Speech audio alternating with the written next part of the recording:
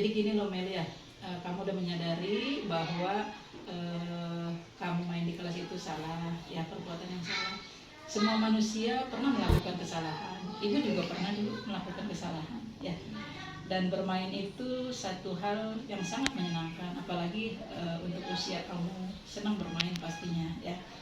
Tapi dalam bermain sebaiknya kita tahu waktu dan tempat untuk bermain, ya. Menurut kamu di sekolah boleh nggak bermain? Boleh. Boleh. Kapan waktunya bermain di sekolah?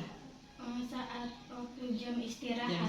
Kalau jam belajar boleh nggak? Enggak. Nggak boleh. Berarti itu satu hal tindakan yang salah, ya.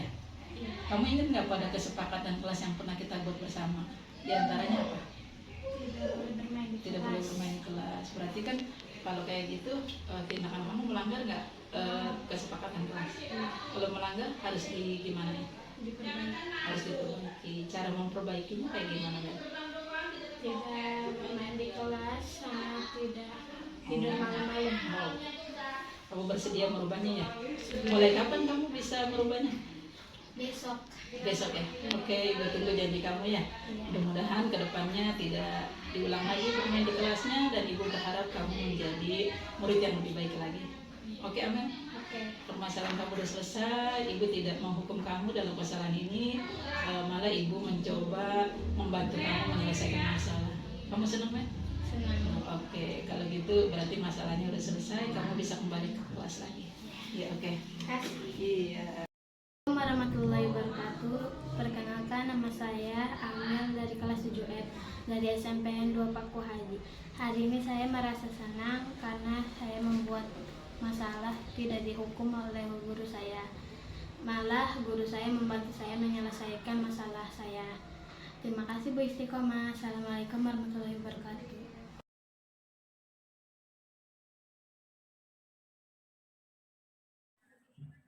Bismillahirrahmanirrahim. Assalamualaikum warahmatullahi wabarakatuh. Selamat siang menjelang sore ibu-ibu semua. Masih semangat semuanya? Udah ngantuk belum? Sedikit. Iya, sedikit nggak apa-apa, sedikit mah. Masa jangan ketiduran di sini, Bu, ya. Baik ibu-ibu, alhamdulillah, puji syukur marilah kita panjatkan kepada Allah Subhanahu wa taala yang telah memberikan kita begitu banyak nikmat, terutama nikmat sehat walafiat, sehingga pada hari ini rencana saya untuk melaksanakan kegiatan diseminasi atau berbagi praktik baik tentang budaya positif bisa terlaksana.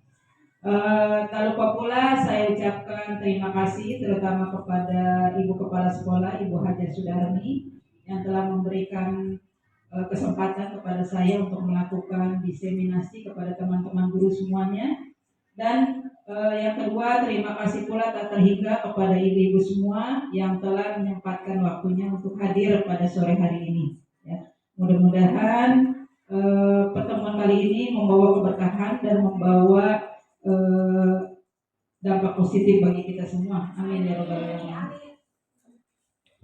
Baik ibu-ibu semua, pada hari ini saya dalam rangka melaksanakan tugas calon guru penggerak angkatan 10, ya, akan melakukan kegiatan diseminasi atau berbagi praktik baik, ya, yaitu menyebarkan pemahaman dan penerapan budaya positif di sekolah kita, sekolah tercinta SMPN 2 Paku Haji. Baik ibu-ibu semua, sebelum kita melanjutkan diskusi kita kali ini, terlebih dahulu kita bikin kesepakatan kelas bersama-sama, ya ibu-ibu. Ada beberapa kesepakatan kelas yang coba saya tawarkan, ya. Mudah-mudahan bisa diterima. Kalau tidak, barangkali nanti ada yang ditambah atau dikurangi. Yang pertama, kita berdoa sebelum belajar. Bisa disepakati ibu? Bisa, ya. Berdoa dulu. Kemudian yang kedua, kita menonaktifkan HP kita, ya, di silent HP-nya sehingga tidak mengganggu pertemuan kita hari ini. Kemudian yang ketiga, kita untuk antusias dan bahagia dalam belajar. Siap ibu-ibu? Siap. Bahagia, antusias, semangat, ya, terus. Kemudian Kemudian yang keempat, menyebutkan nama ketika akan bertanya atau berpendapat juga siap ya? Siap. Iya. Nah, kemudian yang kelima, menghargai pendapat teman sejawat kita ketika ada teman kita yang lain yang berpendapat. Bisa disepakati Ibu? Ya, jadi kesepakatan kelas ini bisa kita sahkan untuk menjadikan kesepakatan kita dalam diskusi kali ini. Ibu-ibu semua, sebelum kita berlanjut ke acara diseminasi yang sesungguhnya, terlebih dahulu saya mau melakukan sedikit ice breaking nih kepada ibu-ibu ya, dengan membuat saya mencontohkan terlebih dahulu ya, membuat dua pernyataan, satu pernyataan tentang fakta diri saya, yang kedua yang bukan fakta. Artinya ada pernyataan benar, ada pernyataan salah ya. Saya bisa minta ibu-ibu untuk berpasang-pasangan. Cukup nggak ini pasangannya? Tujuh, ada yang ganjil ya. Iya. Berdua dengan Bu Dewi. Baik ibu, contohnya gini. Jadi kita bikin masing-masing dua pernyataan, kemudian teman kita suruh menebak. Satu pernyataan kita yang benar berdasarkan fakta diri kita, yang keduanya yang salah. Contohnya saya bikin dua pernyataan. Satu, mengisi buku TTS bukanlah hobi saya. Yang kedua, saya berusia lebih dari setengah abad. Nah, dari dua pernyataan ini, manakah pernyataan yang salah? Yang salah? Yang salah yang nomor dua. Coba Ibu bisa dikemukakan alasan. Karena ibu umurnya belum di atas 50 tahun. Waduh, berarti saya awet muda ya kalau gitu ya. Saya mengaku usia saya lebih dari setengah abad, ternyata tidak percaya. Berarti awet muda. Berarti 20-an kali ya. Rumah-rumahnya 18 dari outing. Iya. Kemudian ada lagi pendapat yang lain? Tadi Bu Linda kayaknya jawabnya beda nih. Kalau saya nggak percaya ibu suka ngisi TTS. Enggak. Salah, itu salah. Yang pertama yang salah, yang kedua benar karena saya pernah dengar ibu ngomong umur saya itu udah lebih dari itu udah 50 tahun begitu. Jadi saya udah tahu nomor 2 itu pasti fakta yang atas itu bukan. Lebih jelasnya Bu Isti yang jawab. Jadi betul ya, yang kedua itu betul. Saya berusia lebih dari setengah abad, betul. Saya lahir tahun 1973, berarti tahun berapa? Berapa tahun sekarang? 51, berarti lebih dari setengah abad dong. Ternyata tidak percaya alias awet muda. Alhamdulillah kalau begitu. Nah, yang pertama, mengisi buku TTS bukanlah hobi saya. Salah, karena saya hobi ngisi TTS. Hobi. Jadi salah, yang pertama salah. Saya sering dulu mah saya kalau lagi banyak-banyaknya dijual bisa banyak ngumpulin buku TTS ya. Jadi senang kotak-katik buku TTS. Kemudian bisa saya contohkan berpasangan, contohnya Ibu Santi dengan Ibu Korida. Ibu Santi coba dibikin dua pernyataan, yang satu benar yang satu salah, kemudian Kori menebak.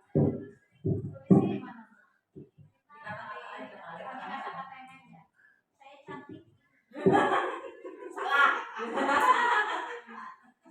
Nih kalau oper yang manis benar nggak? Bu Kori, saya berusia 40 tahun. Salah. Terus Bu Kori saya suka dengan bermain catur. Benar. Jawabannya salah tadi yang satu. Harusnya benar. Saya dua-duanya benar. Sengaja. Saya usianya 40 tahun. Bukan ini. Melinda berapa Melinda? 17.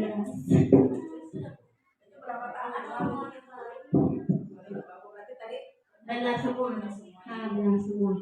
Coba bisa berganti. Bu Kori yang menebak, Bu Kori yang bikin pernyataan.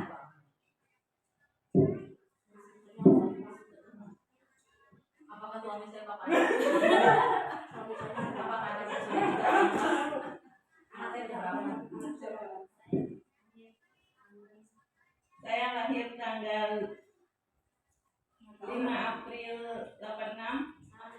Betul. Betul. Karena nama itu Ori Aprilia. Satu masalahnya penyalaan.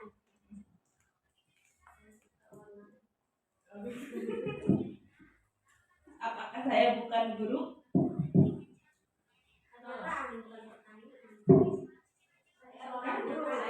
Saya adalah guru tangga. Saya adalah guru.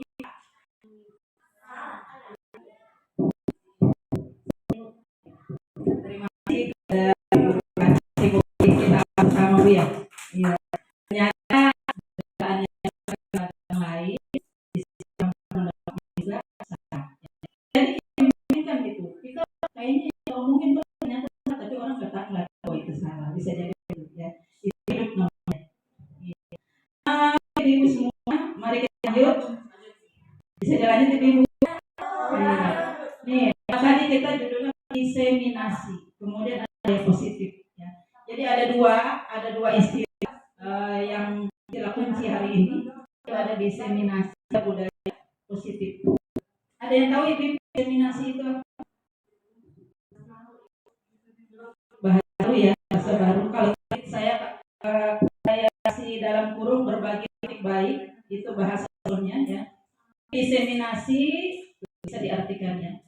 Diseminasi adalah satu kegiatan yang ditujukan kepada kelompok atau individu. Nah, kalau sekarang kan kepada kelompok ya, kepada kelompok teman-teman sejawat agar mereka memperoleh informasi. Jadi saya mengadakan ini berbagai praktik agar teman-teman bisa memperoleh informasi tentang budaya positif. Kemudian timbul kesadaran untuk melakukan budaya positif itu dalam tugas kita ke depan. Menerima dan akhirnya mau memanfaatkan informasi yang diberikan tersebut, gitu ya. Saya berharap dengan adanya kegiatan diseminasi hari ini bisa memberi pengetahuan dan pengalaman baru kepada kita semua, ya khususnya diri saya dan umumnya kepada ibu-ibu semuanya, agar kita bisa melaksanakan budaya positif di sekolah. Siap ibu-ibu? Siap. Alhamdulillah. Kemudian ada lagi istilah lain tadi di judul itu ada budaya positif. Budaya. Ada yang tahu juga budaya positif itu apa? Ibu? Apa kita sering kan gitu ya, budaya positif. Ada yang tahu? Coba. Barangkali Ibu.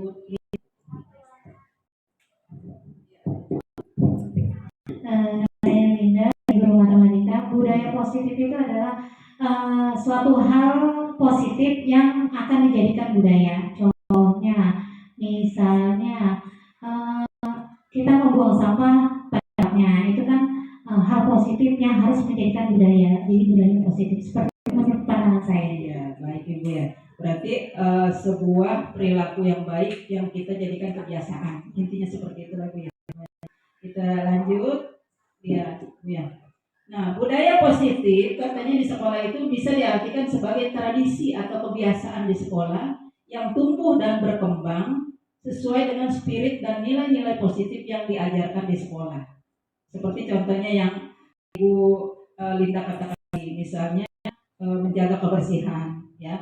Kebersihan itu nilai positif yang kita ajarkan kepada murid-murid kita di sekolah agar mereka bisa menumbuh kembangkan itu sehingga menjadi kebiasaan. Jadi biasa mereka melakukan menjaga kebersihan. Suku-suku jika itu bisa lakukan rumah, tidak hanya sekolah menjadi kebiasaan disepakati bersama antara guru dan murid untuk melaksanakan secara rutin di sekolah. Itulah budaya positif. Jadi kebiasaan yang rutin, kebiasaan baik, intinya kebiasaan baik yang dilakukan secara rutin di sekolah. Kemudian untuk menerapkan budaya positif ini tidak hanya menjadi tanggung jawab guru ternyata ibu ya, tapi juga dibutuhkan kolaborasi atau kerjasama yang baik dari semua unsur yang ada di sekolah. Tidak hanya guru saja, tidak hanya murid saja, banyak unsur lain yang berperan juga di sekolah, misalnya para tenaga pendidik yang lain ya, termasuk PU, para pegawai, suruh dan sebagainya. Nah itu semua harus bekerja sama. Misalnya guru menjaga kebersihan, tapi pegawainya atau pedagang di kantinnya tidak. Nah itu kan tidak tercipta juga kebersihan, gitu ya. Kita di kelas nyuruh anak supaya bersih, sementara kantin kotor. Nah itu tentu tidak selaras, tidak seimbang. Nah, harus seimbang itu perlu ada kerjasama dari semua unsur yang ada di sekolah. Artinya semua unsur di sekolah turut bertanggung jawab dalam upaya menerapkan budaya positif di sekolah. Nah kemudian ibu-ibu, pada kali ini ada beberapa konsep inti dari budaya positif yang akan saya sampaikan pada hari ini. Di antaranya ada 6 konsep inti. Yang pertama tentang disiplin positif dan nilai-nilai kebajikan universal. Kemudian teori motivasi termasuk di dalamnya hukuman dan penghargaan. Kemudian ada keyakinan kelas, ada kebutuhan dasar manusia, ada 5 posisi kontrol guru, dan ada segitiga restitusi. Baik, kita bahas satu persatu. Yang pertama mengenai disiplin positif dan nilai-nilai kebajikan universal. Ibu-ibu semua, Ki Hajar Dewantara selaras juga dengan tokoh pendidikan Barat D.M. Dasen mengartikan disiplin sebagai bentuk kontrol diri, ya, yaitu belajar untuk mengontrol diri sendiri agar dapat mencapai tujuan yang mulia. Selama ini biasanya kita kalau mengartikan disiplin itu seperti apa Ibu? Mentaati peraturan, usaha mentaati peraturan, memaksa dengan peraturan, jadi memaksa dengan peraturan yang dibuat oleh sekolah. Selama ini pengertian kita gitu. Ternyata disiplin yang diharapkan, disiplin positif yang diharapkan di sekolah itu tidak begitu sebenarnya, tapi adalah usaha sadar dari seseorang, baik itu guru atau murid, untuk belajar mengontrol dirinya sendiri. Jadi ada upaya belajar. Jadi ketika kita menerapkan disiplin, kita senantiasa terus belajar untuk mengontrol diri kita demi mencapai tujuan yang mulia. Misalnya kebersihan, demi mencapai supaya sekolah kita bersih, gitu. Jadi disiplin positif bisa diartikan juga sebagai upaya seseorang untuk mengontrol dirinya sendiri dalam rangka mencapai tujuan positif untuk diri dan lingkungan sekitarnya. Itu seperti itu pengertian budaya positif. Kemudian berikutnya nilai-nilai kebajikan universal. Jadi disiplin yang positif di sekolah itu diambil dari nilai-nilai kebajikan universal yang harus dicapai pelajar atau murid. Nah, Indonesia saat kita telah menerapkan ada 6 kebajikan universal yang tercantum dalam karakter profil pelajar Pancasila, yaitu ada karakter beriman dan bertakwa kepada Tuhan Yang Maha Esa dan berakhlak mulia, kemudian berkebinekaan global, gotong royong, mandiri, kreatif, dan bernalar kritis. Kira-kira 6 karakter ini udah dilakukan Bu? Apa belum Bu di sekolah kita? Coba kalau kita lihat ya, karakter yang pertama beriman dan bertakwa kepada Tuhan Yang Maha Esa dan berakhlak mulia. Udah belum Ibu? Sudah ya. Kita ada kegiatan rutinan tiap Jumat pagi, yaitu kegiatan Pansos Jumat ya. Pentas anak soleh ya. Itu upaya membiasakan murid-murid kita agar mereka tumbuh rasa iman dan ketakwaannya kepada Tuhan Yang Maha Esa, dan diharapkan juga bisa berakhlak mulia gitu. Kemudian berkebinekaan global. Ada belum Bu? Ya, bagaimana seorang murid memandang hal yang berbeda di lingkungannya. Ya, di lingkungan sekolah kita barangkali banyak perbedaan yang ada. Ya, ada perbedaan status sosial, misalnya ada dari status ekonominya, kemudian ada dari sukunya, ada dari agamanya dan lain-lain. Nah itu kita bagaimana mengajarkan karakter anak agar mereka saling menghargai. Ya, walaupun suku mereka berbeda, mereka saling menghargai. Yang berbeda, status sosial berbeda juga saling menghargai. Itu sudah diterapkan belum Ibu? Sudah ya, alhamdulillah di sekolah kita sudah. Kemudian gotong royong juga sudah ya. Pada kegiatan-kegiatan kerja bakti misalnya, atau gotong royong juga bisa ketika mereka bersama-sama membantu temannya yang kena musibah, gitu Bu ya. Misalnya ada yang meninggal, mereka urunan, kemudian mengumpulkan dana sosial untuk menengok temannya yang sakit atau orang tuanya meninggal dan sebagainya. Kemudian mandiri itu belum Bu? Udah juga. bersama dalam ulangan. Misalnya mereka diharapkan mandiri tuh, tidak mencontek misalnya tuh, ya contohnya dikumpulin HP-nya supaya jangan nyontek.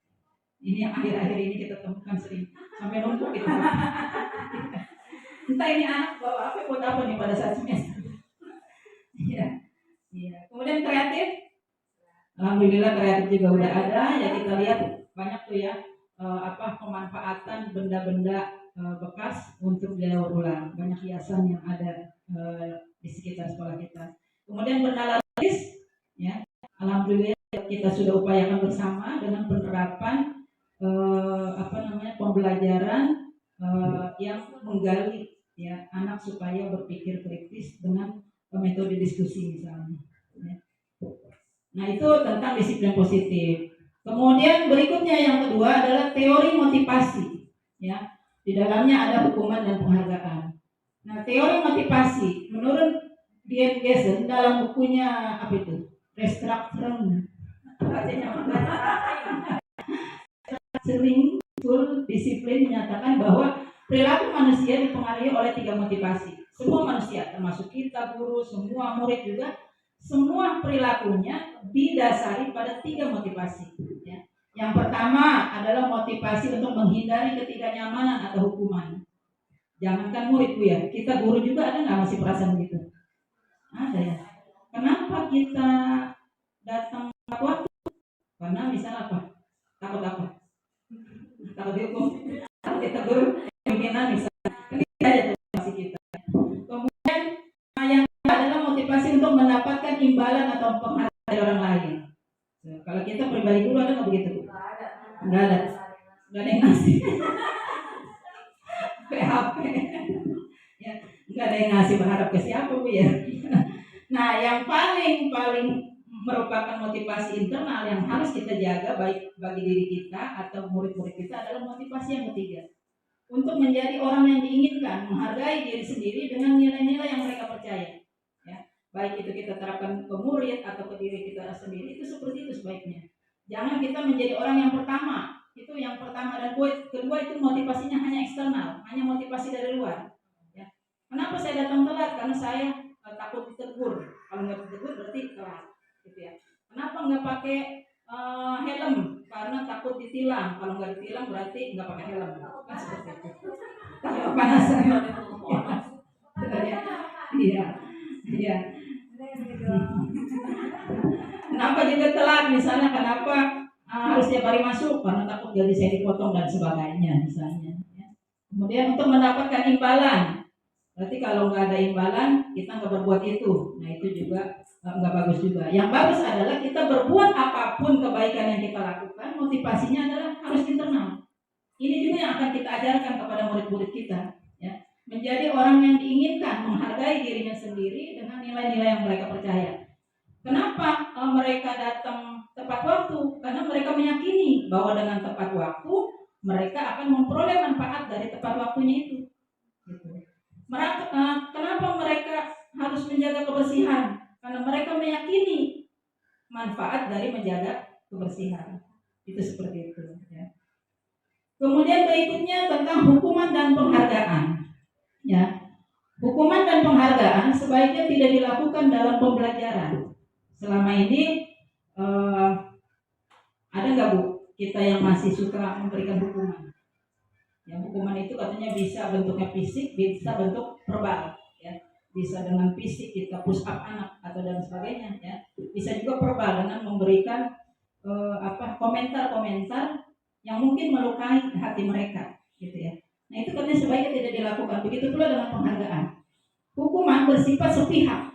Ya biasanya kalau kita menghukum, jadi peraturan yang dilanggar itu peraturan yang dibuat oleh sepihak, misal oleh guru. Murid tidak dilibatkan dalam peraturan itu. Ketika mereka melakukan kekeliruan, maka mereka dihukum. Jadi mereka kan nggak tahu menahu peraturannya seperti apa dibuatnya. Tahu-tahu saya kalau melanggar dihukum aja tuh. Jadi sepihak sifatnya. Ya. Kemudian memaksa. Hukuman juga bersifat memaksa. Mau tidak mau harus lakukan tuh apa yang dijadikan hukuman. Push up mau nggak mau harus push up gitu. Ya lari keliling mau nggak mau harus keliling seperti itu. Ya. Yang bisa dilakukan hukuman itu bersifat sepihak, memaksa dan menyebabkan ketidaknyamanan pada diri murid. Pastinya Bu ya. Ada nggak anak yang dihukum bahagia? Nggak ada Bu ya. Sekecil apapun luka hatinya pasti ada luka hatinya. Pasti ada rasa sakit hati, ada rasa tidak nyaman. Bahkan yang paling parah bisa jadi dendam. Kalau orang murid diberi dengan hukuman fisik yang keras, bisa jadi dendam ke gurunya. Gitu. Makanya dilarang menghukum. Nah, yang bisa kita lakukan adalah memberikan tugas sebagai konsekuensi dari kesalahan yang dilakukan.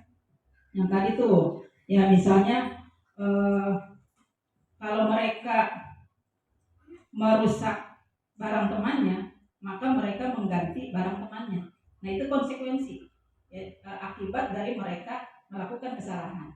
Nah itu boleh kita berikan seperti itu. Ya. Kemudian menurut Al-Fikon, penghargaan juga sebaiknya tidak dilakukan karena menyebabkan kebiasaan tidak baik pada diri murid. Ya tadi itu penghargaan bisa menyebabkan murid berharap terus-menerus. Jadi ketika mereka tidak memperoleh penghargaan, mereka tidak lagi melakukan kebaikan. Gitu ya. Itu seperti itu. Penghargaan bisa merusak hubungan. Ya, bisa merusak hubungan seperti apa contohnya?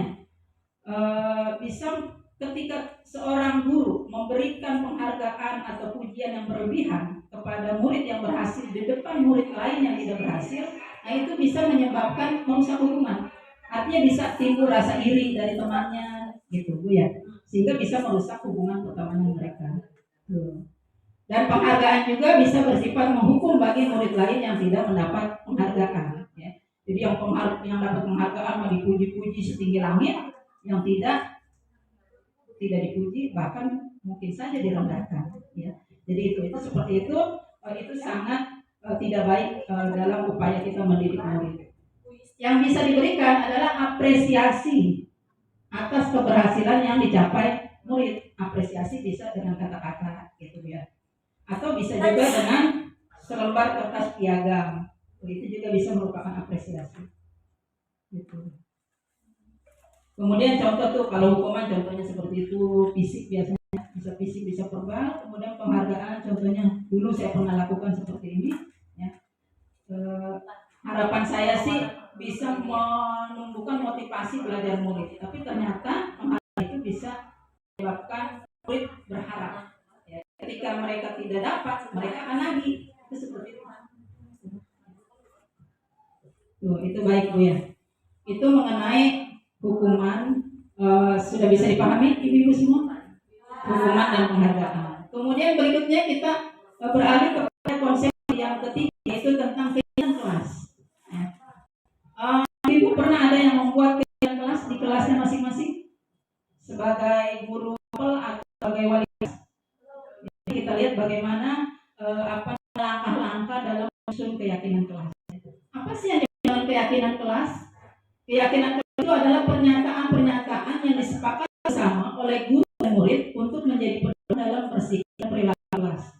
Jadi aturan sih Bu ya, yang kelas ini sebenarnya ada, tapi kalau peraturan sifatnya sepihak, dibuat murid mentaati. Tapi kalau keyakinan kelas bersama-sama guru dan murid berdiskusi menghasilkan kesepakatan dan murid tahu konsekuensinya ketika mereka melanggar, maka mereka akan seperti apa. Nah itu keyakinan kelas.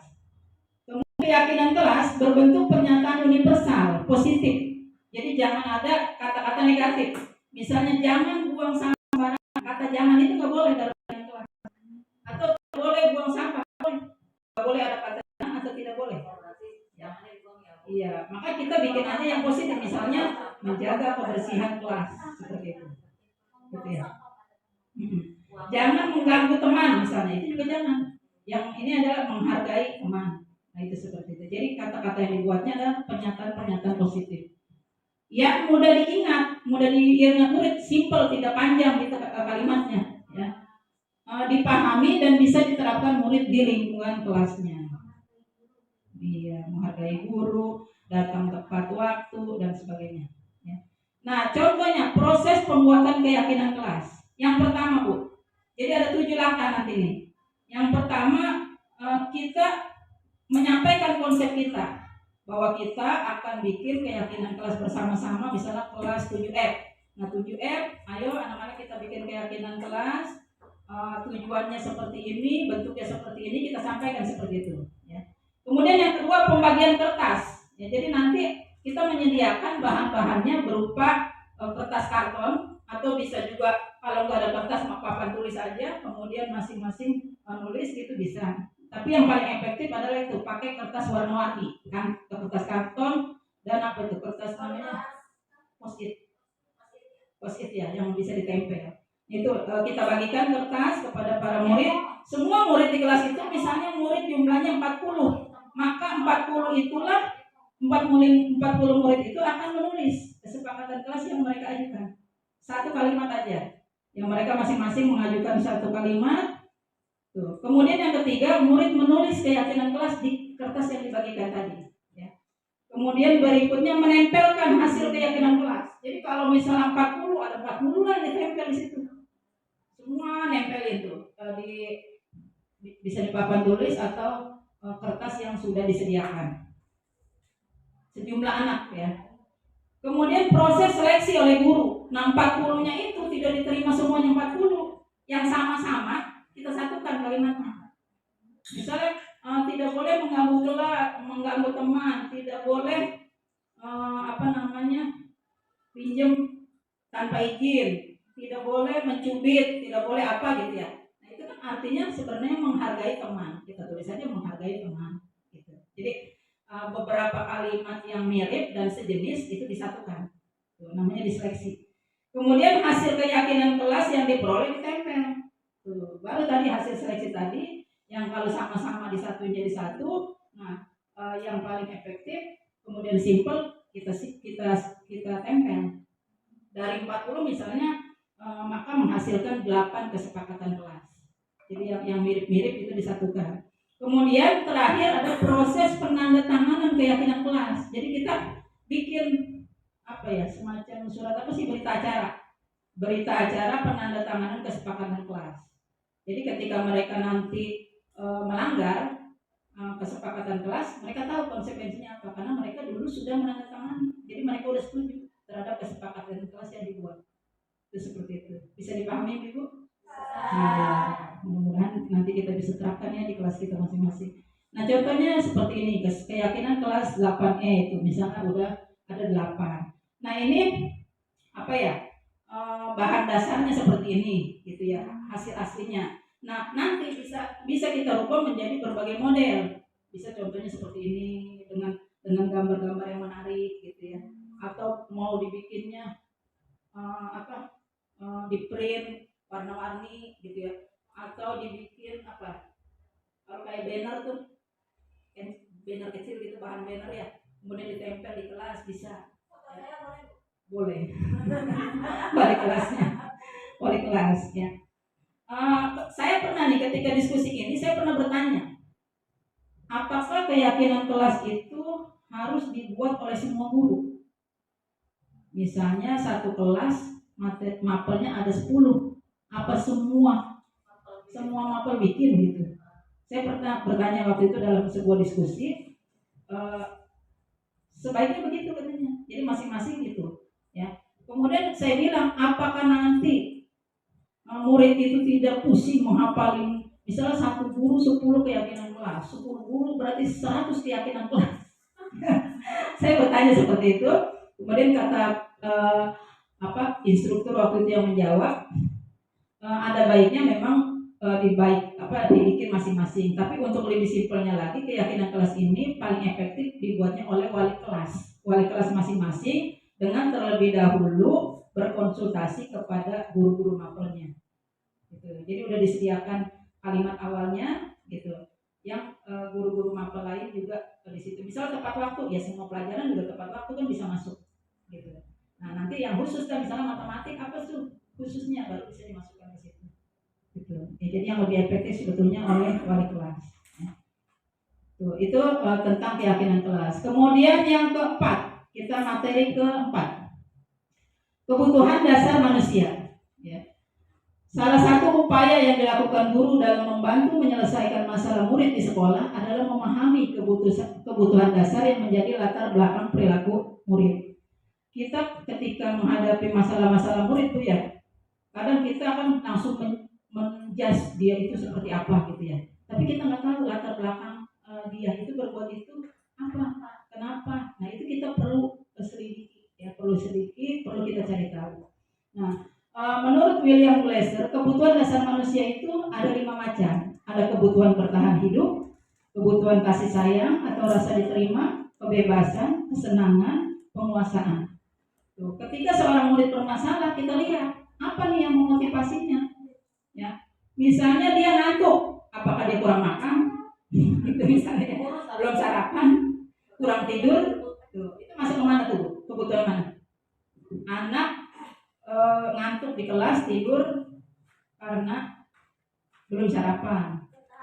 Kemudian bertahan hidup. Jadi satu kasus dengan satu kasus yang berbeda, murid-murid yang satu kasus yang sama tapi muridnya berbeda, itu yang mendasarinya bisa jadi beda. Ada anak yang ngantuknya karena belum sarapan, ada anak yang ngantuknya karena memang senang tidur. Senang. Ada juga yang pengen bebas, mau belajar akhirnya tidur bisa. Ya jadi macam-macam kebutuhan yang mendasari perilaku murid-murid kita. Nah tentu penyelesaiannya pun beda-beda. Kalau anak yang ngantuk itu karena kurang makan, bagaimana penyelesaiannya? Kan tentu beda dengan anak yang hanya senang saja tidur itu karena senang tidur. Jadi beda-beda nanti penyelesaiannya, tergantung kebutuhan dasar yang mendasarinya. Bisa dipahami Ibu ya tentang kebutuhan dasar murid manusia pada umumnya. Kemudian berikutnya 5 posisi kontrol. Kita sebagai guru ketika menangani kasus-kasus murid, ya, maka itu bisa menempati posisi 5 posisi kontrol. Bisa kita sebagai penghukum, bisa pembuat rasa bersalah, bisa sebagai teman, bisa sebagai pemantau, dan bisa sebagai manajer. Nah yang paling ideal dan memang harus dilakukan oleh seorang guru itu posisi yang mana dulu? Posisi manajer. Ya. Kalau dulu mungkin zaman dulu kita bisa menjadi penghukum, tapi sekarang itu udah gak bagus lagi seperti itu.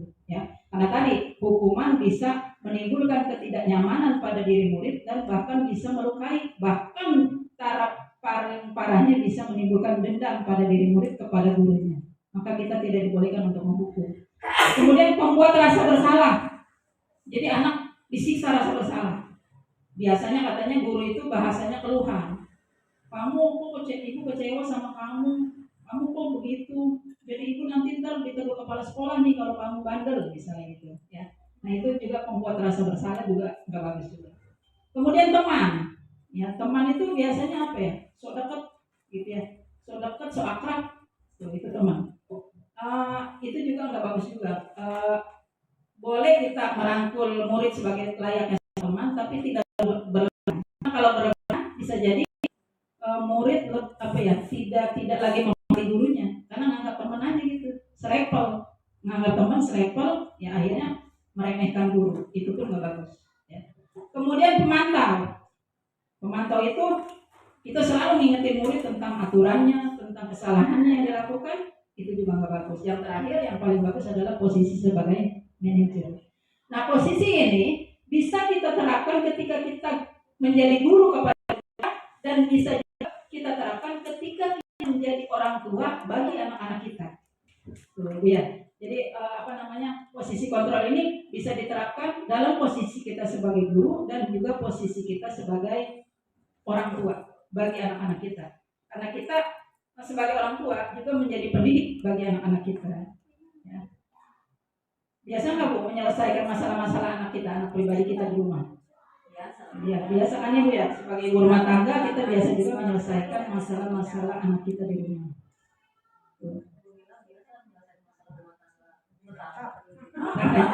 Tuh kan bukan lagi dirinya, tetangganya juga diselesaikan urusannya.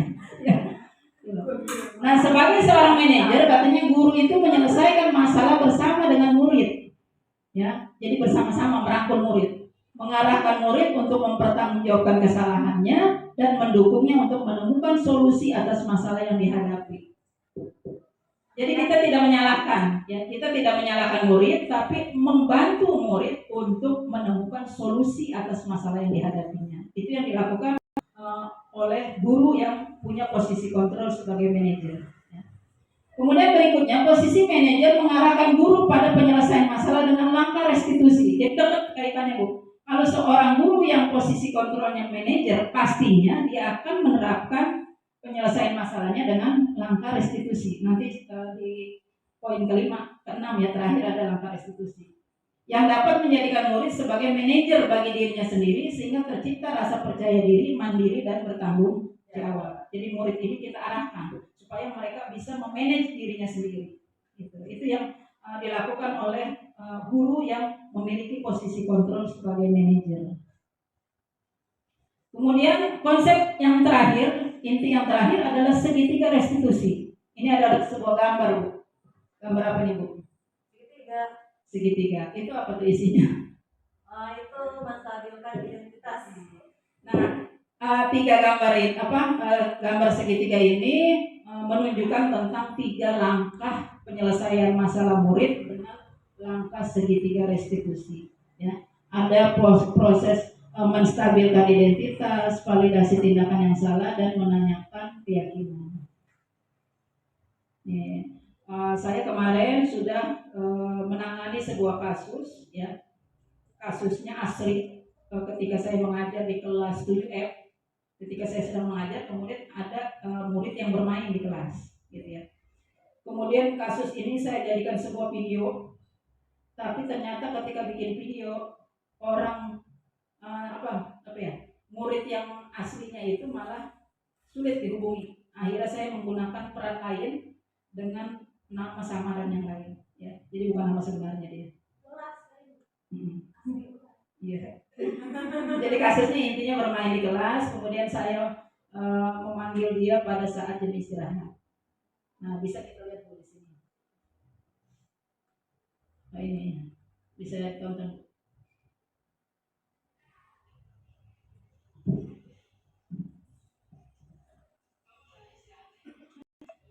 Suaranya kan Pakai mikrofon Ibu ke speaker yang di laptop.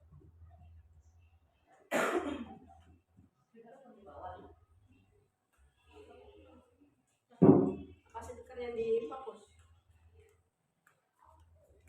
Yang fokus.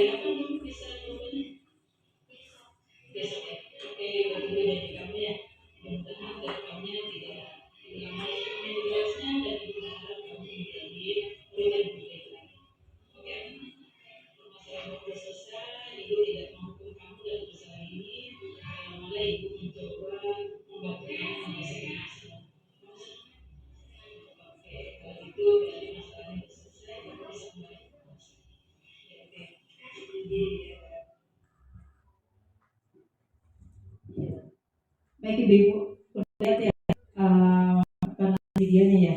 Jadi intinya saya menemukan siswa ini bernama Amel bermain di kelas. Kemudian saya panggil pada jam istirahat, ya.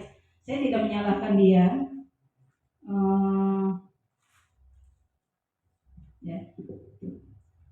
saya tidak menyalahkan Amel ini karena dia bermain di kelas, tapi saya berusaha membantu Amel menyelesaikan masalahnya dengan menerapkan 3 langkah segitiga restitusi.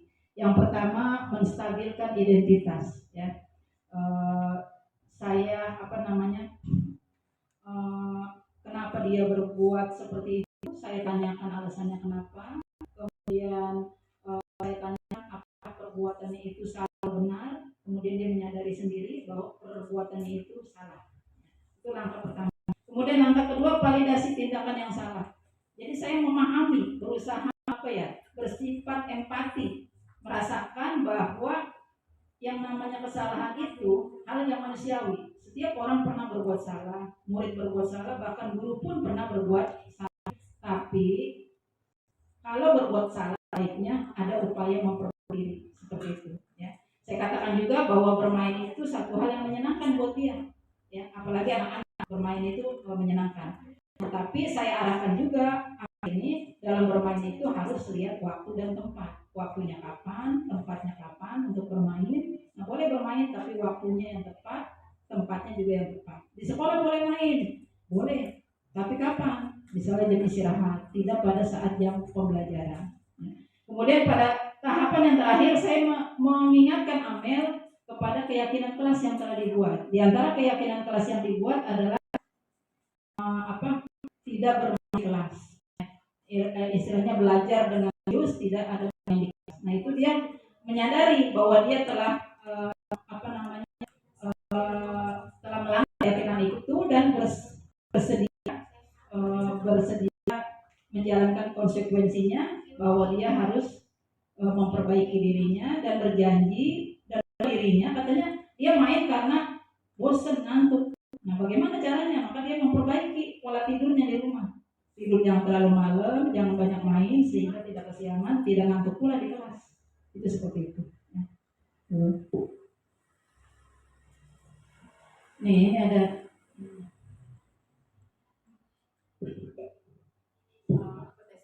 bagaimana perasaan Amel.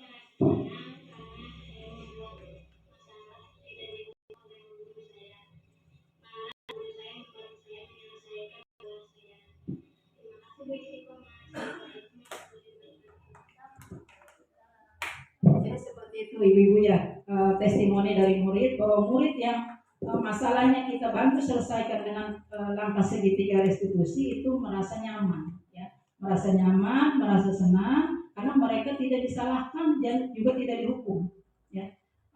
Salah iya, gitu mereka mengakui, tapi tidak dipersalahkan dan tidak gitu. Malah mereka dibantu untuk menyelesaikan masalahnya, mereka bisa memperbaiki dirinya ke depan, tidak berbuat itu. Bisa dipahami ibu ya? Itulah saya dengan segitiga restitusi seperti itu, ya. Ini pengertiannya Bu ya, restitusi adalah proses menciptakan kondisi bagi murid untuk memperbaiki kesalahan mereka sehingga mereka bisa kembali pada kelompok mereka dengan karakter yang kuat, ya. Jadi mereka jadi lebih baik lagi gitu, ya. Udah berbuat salah, kemudian diproses dan mereka akan kembali kepada kelas mereka, kepada kondisi mereka yang lebih baik lagi, ya. Jadi perbaikan atas kesalahan-kesalahan mereka sebelumnya. Restitusi bukan upaya menebus kesalahan, bukan pula paksaan, tapi restitusi adalah sebuah tawaran, ya. Jadi murid ditawarkan untuk memperbaiki diri. Restitusi fokusnya pada upaya membantu memberikan solusi yang dapat mengembalikan murid yang berbuat salah kepada kelompoknya. Artinya kelompoknya kepada perilakunya yang benar. Itu seperti itu. Ya. Sampai di situ bisa dipahami ibu semuanya? Alhamdulillah, ya, mudah-mudahan materi hari ini bisa kita pahami bersama dan kita laksanakan ke depannya. Insya Allah ya. Bersedia ibu-ibu? Insya Allah. Nah, terakhir di penghujung diskusi kali ini saya mau mengajukan refleksi nih ibu-ibu pada hari ini. Mari kita merefleksi pertemuan kita hari ini, diskusi kita kali ini dengan merefleksi dengan pola P4. P4 itu peristiwa, perasaan, pembelajaran, dan penerapan. Yang pertama, peristiwa. Saya minta ada satu ibu-ibu dengan panduan seperti ini. Pada hari ini saya telah belajar tentang apa? Bisa ada salah satu ibu yang menjawab bahwa ibu pada hari ini telah belajar tentang apa saja? Assalamualaikum warahmatullahi wabarakatuh.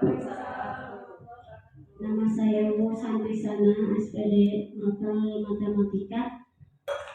Saya akan mencoba menjawab.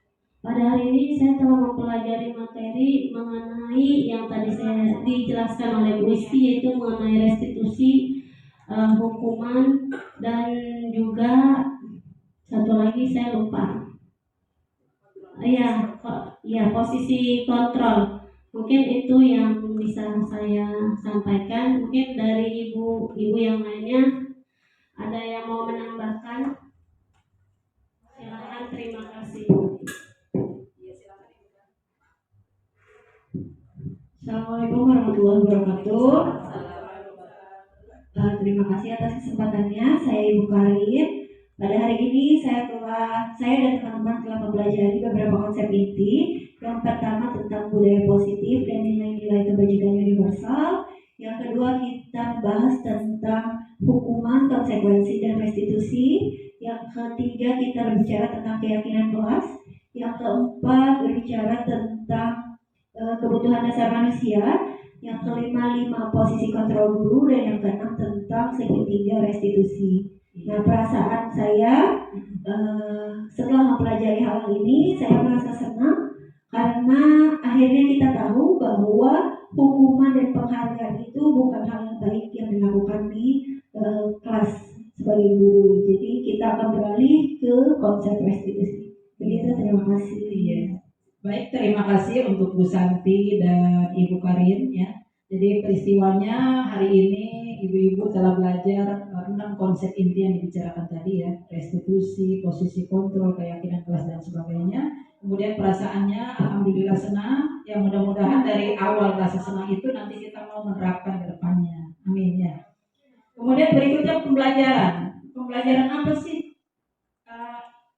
Tadi kayaknya udah disebutkan juga sebenarnya sama Bu Karin ya, pembelajaran bahwa kita belajar bahwa hukuman dan penghargaan sebaiknya tidak dilakukan dalam pendidikan. Ada yang lain Ibu? Pembelajaran baru dalam hari ini? Misalnya keyakinan kelas, ada yang bisa bicarakan tentang keyakinan kelas? Silakan Bu Linda. Tadi tentang restitusi tadi ya. Ya. Tadi bertanya apa? Keyakinan kelas. Keyakinan kelas. Yang saya pelajari hari ini. Jadi bahwa ternyata membuat keyakinan kelas itu berbeda dengan peraturan kelas.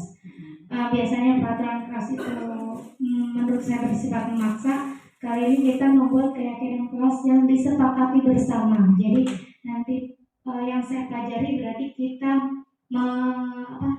mencari kata-kata yang tadi Bu bilang jangan yang negatif, tapi yang positif. Kayak misalnya jangan pakai kata jangan. Jadi misalnya hormati temanmu, hargai temanmu. Misalnya buang sampah pada tempatnya. Pakai kata-kata yang positif, bukan yang negatif. Itu yang saya pelajari untuk konsep budaya positif dalam kelas. Terima kasih Bu Linda. Jadi tentang keyakinan kelas ya, alhamdulillah sudah ada gambaran pernyataannya bentuknya seperti apa, kemudian prosesnya juga tadi udah ya, ada 7 proses, mudah-mudahan kita bisa terapkan. Dan terakhir rencana penerapannya, barangkali ada Ibu yang mau mengeluarkan pendapatnya, Bu Aaf, kedepannya seperti apa, akan mau menerapkan seperti apa? Coba Bu Mila dan Bu Kori.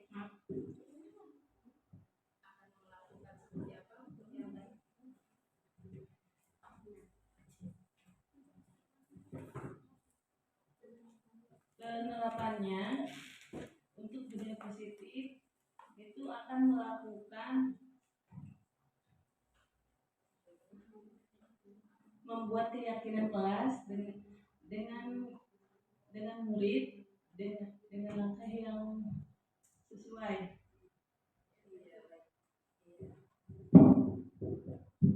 Baik, terima kasih Ibu Linda, Ibu Kori juga ya. mudah-mudahan kedepannya beberapa konsep inti tadi bisa kita terapkan ya ibu-ibu semuanya ya. Kita bisa bikin keyakinan kelas di kelas kita nanti ya. Kemudian kita juga bisa selesaikan masalah kita dengan posisi kontrol sebagai manajer dengan langkah-langkah restitusinya itu seperti itu, dan mudah-mudahan kita juga memberikan hukuman kepada murid. Apresiasi boleh, konsekuensi boleh, tapi hukum jangan. Itu seperti itu. Alhamdulillah, berarti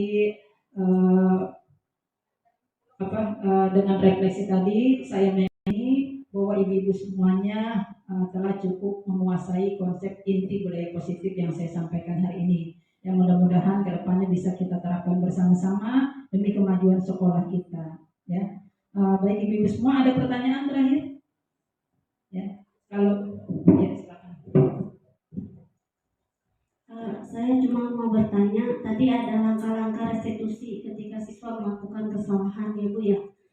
Nah langkah-langkah itu kalau misalnya masih kesalahan yang itu terulang lagi, apakah langkah-langkah itu akan tetap dilaksanakan atau ada tindak lain selain itu? Tolong dijelaskan.